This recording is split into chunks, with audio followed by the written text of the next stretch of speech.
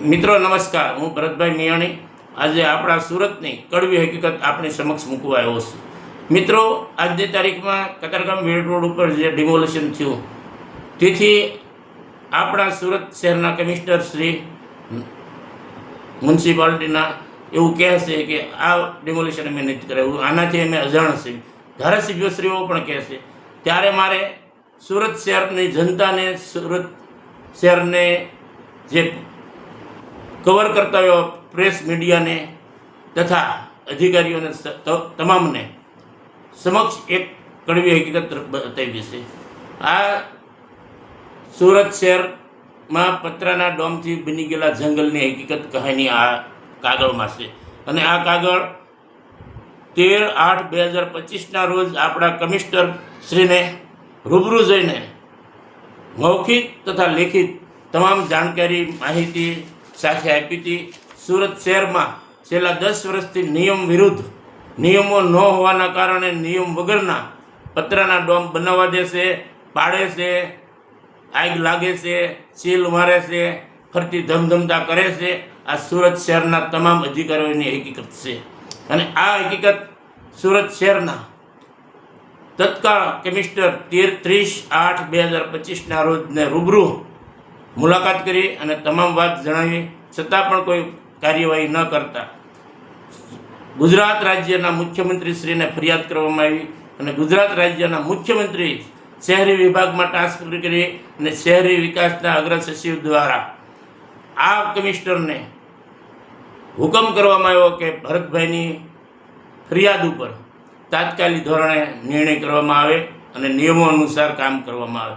પરંતુ કોઈ પગલાં ન લેવાતા 1 વર્ષ વહી ગયું. ફરીથી તારીખ 31/1/2026ના રોજ સુરત શહેરના નવા નિયુક્ત કમિશનર શ્રી નાગરાજનશ્રીને રૂબરૂ મળ્યો અને આ હકીકત બતાવી.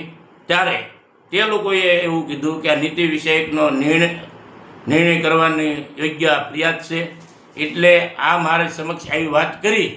પરંતુ જેને વાત કરી એ આજની તારીખમાં સુરતમાં શું થાય છે એવું ખબર નથી. તેને મેં હકીકત સુરતની કહાની બતાવી છે, તો શું આગળ કરશે? કારણ કે 1 વર્ષ દરમિયાન જે કમિશનર હતા એને મેં જાણ કરી, મેયરશ્રીને જાણ કરી અને એ લોકોએ એની કોઈ કાર્યવાહી ન થવાના કારણે સુરત શહેરમાં 20થી 30 જગ્યાએ પતરાના ડોમમાં આગ લાગીને કરોડોનું નુકસાન થયું અને માનવ જાનહાની પણ થઈ. આના જવાબદાર 1 વર્ષમાં જે આગ લાગ્યાના કોણ? હું તમામ મીડિયાને કહું છું, તમે કમિશનરને પૂછો. આ મારી ફરિયાદ છે, પુરાવા માહિતી સાથેના. અને આ પગલાં ન ભરવાના કારણે અનેક જગ્યાએ આગ લાગી છે અને અનેક માણસો મર્યા છે, અનેક કરોડોનું નુકસાન થયું છે.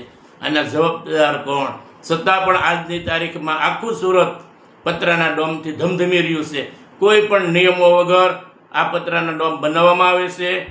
અને આ કમિશનર સાહેબે મને પૂછ્યું હતું કે આ ફરિયાદથી પતરાના ડોમથી શું થાય, કઈ રીતે થાય છે તે ત્યારે મેં એને એની સમક્ષ હકીકત કીધી હતી કે પતરાના ડોમ પૈસેથી લઈને બનાવવામાં આવે છે, પૈસેથી લઈને પછી ઊભા રાખવામાં આવે છે, પૈસેથી લઈને પાડવામાં આવે છે અને આગ લાગે તે પૈસેથી લઈને સીલ મારવામાં આવે છે અને સીલ ખોલવાના પણ પૈસા લેવામાં આવે છે.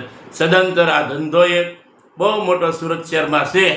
માટે નિયમ વગરના જે ડોમ છે તે ડોમ બંધ કરવામાં આવે અને સુરત શહેરમાં 2017ના SCPO પ્રમાણે જે નિયમો છે એ નિયમોના પ્રમાણે જો પતરાના ડોમ બનાવવામાં આવે તો 98% સુરત શહેરના પતરાના ડોમ ગેરકાયદેસર છે એવું મુખ્ય આપણે મ્યુનિસિપાલિટી કમિશનર શ્રી નાગરાજનશ્રીને મેં રૂબરૂમાં કીધું છે.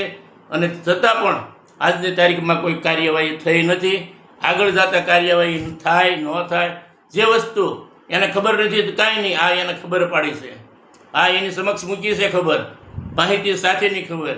તો સુરત શહેરના મ્યુનિસિપાલિટી કમિશનરને મારી રજૂઆત છે કે તમને બીજી ન ખબર હોય તો કાંઈ નહીં, પણ સુરત શહેર પતરાના ડોમથી જે ભડકે વળે છે એ બંધ કરાવવા માટે શું તમે કરવાના છો તે સુરતની પ્રજા સમક્ષ મૂકો.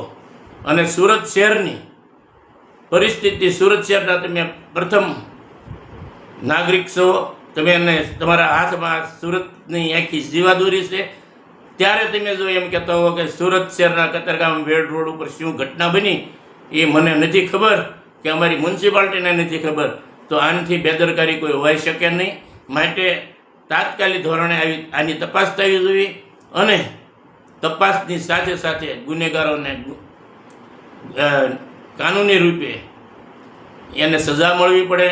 અને ઘર વિહોણા થયા હોય ને જો કાયદેસર રીતે ઘરવાળા હોય અને ડિમોલેશન કરવામાં ન આવ્યું હોય તો એ તમામને ઘર આપવા પડે. અને સુરત શહેરના ધારાસભ્યો જો કહેતા હોય કે પૈસા લઈને બાંધકામ કરવા દેવામાં આવે છે, તો આ મેં હકીકત કીધી માહિતી સાથેની. જો એક પત્રકારો એક ધારાસભ્ય બોલે તો આખા શહેરમાં આખા રાજ્યમાં ફેલાવતા હોય તો આ માહિતી સાથેનું હકીકત વાત હું પત્રકાર મિત્રોને કહું છું, હુકામ તમે એને લોકોને નથી બતાવતા, હુકામ કમિશનરને પૂછતા નથી. આ સુરત શહેરના 75 લાખ નાગરિકોના હિત માટેની વાત છે અને એના લાભ માટેની વાત છે. અને સુરતની મ્યુનિસિપાલિટીનો મોટામાં મોટો જે ષડયંત્ર હોય પતરાના ડોમ બનાવવા માટેનો તો એ આ છે. 2017 પછી કોઈ નિયમ નથી બન્યા અને નિયમ વગર ડોમ બને છે. માટે તમામ પત્રકાર બંધુઓને મારી નમ્ર અપીલ છે કે તમે એ સરકારને પૂછો, મ્યુનિસિપાલિટીને પૂછો કે પતરાના ડોમ માટે થઈને ભરતભાઈ મિયાણીની 1/7/2026ના રોજ ફરિયાદ આપેલી, એની ઉપર તમે શું કામ કર્યું? મુખ્યમંત્રીને પૂછો કે તમને ભરતભાઈ મિયાણી દ્વારા આપેલી જે ફરિયાદ છે પતરાના ડોમ માટેની, એ ફરિયાદનું તમે શું કર્યું? કારણ કે મુખ્યમંત્રીના દ્વારા કાર્યવાહી નથી થઈ, કારણ કે 11 પાનાની આ મેં ફરિયાદ મુખ્યમંત્રીને આપી હતી, છતાં પણ ત્યાંથી પણ કાર્યવાહી નથી થઈ. જેને ઉપર કાર્યવાહી કરવા મેં આ સુરત શહેરના કમિશનર ઉપર કાર્યવાહી કરવા મુખ્યમંત્રીને ભલામણ કરી હતી, એ મુખ્યમંત્રીએ કાર્યવાહી કરવા પાછી મોકલી ફરિયાદ. આવું ચાલે છે, તંત્ર આંખા ડકાન કરે છે. માટે તમામ પત્રકાર બંધુઓ તમારો સાથ સહકાર હશે તો આ પતરાના ડોમ ઉપર નિયમ બનશે અને આગળ જતા જે માનવ વધ થાય છે એ અટકશે અને પબ્લિકના લાખો રૂપિયા અધિકારીઓ લઈ જાય છે તે બચશે અને આગ લાગવાની એની ઘટના થાય બને છે એ પણ બચશે. માટે સુરતને સલામત કરવું હોય તો તમામ પત્રકાર બંધુઓને મારી નમ્ર અપીલ છે કે ભરતભાઈ મિયાણીની ફરિયાદ ઉપર મ્યુનિસિપાલિટીના કમિશનર નાગરંજનને પૂછો કે તમે કાર્યવાહી શું કરી, હું નિયમ બનાવ્યા અને કઈ રીતે હવે પતરાના ડોમનું આગળ કામ કરવાના છો. મિત્રો તમામને મારી નમ્ર અપીલ છે, ફરી પત્રકારોને, અધિકારીઓને, નેતાઓને કે આ પતરાના ડોમના જંગલથી જે સુરત શહેરને અત્યારે આપણે બે હાલત કર્યું છે એને સારું કરવા માટે સૌ સહયોગ આપો, એ મારી નમ્ર અપીલ. જય હિન્દ, જય ગુજરાત.